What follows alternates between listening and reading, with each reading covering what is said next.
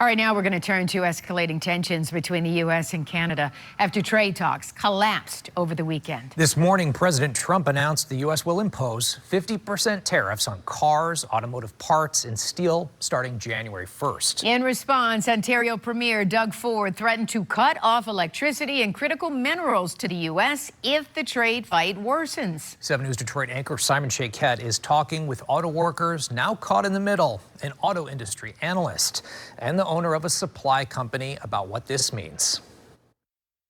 The owner of a parts supplier here in Macomb County says when it comes to Canada, there is much uncertainty involving tariffs, especially considering Canadian aluminum is used in many wheels like these. Looking at wheels like these, how many are dealing with aluminum?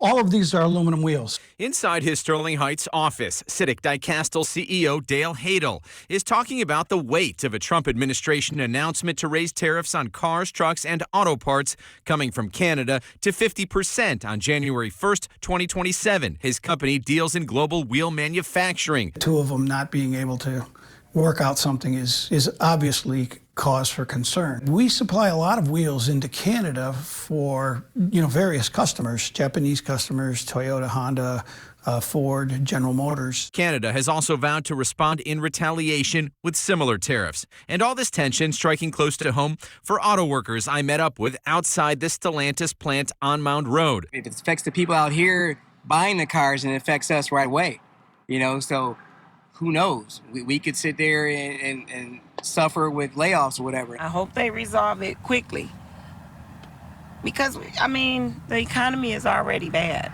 While Canada has been a longtime trading partner of the U.S., another auto industry expert says this move will further add to inflation and cause car buyers to question making more costly purchases. So that can mean plants are become shut down or furloughs. And so it impacts workers in terms of not getting as many hours. For Hadel, it's a matter of understanding how tariffs impact every facet of the industry. He says he hopes an agreement is made before a spike in January and before relations between our two nations spin out of control for good. It's hard for me to see that this is a one-sided relationship. Both Ford and Stellantis are declining to comment on this. We've also reached out to General Motors and are still waiting to hear back. From Sterling Heights, Simon Shaquette, 7 News Detroit. All right, Simon, thank you so much. Now, the auto industry, of course, has already been under pressure. And with this round of tariffs looming, I reached out to auto industry expert John McElroy to see how much more the industry can withstand.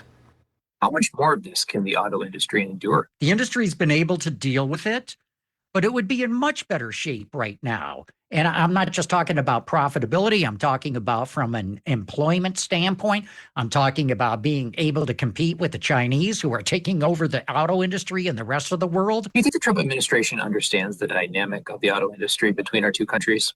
No, I do not. And I say that because, look, I've been briefed by one of the car companies in town that does not want its name attached to it.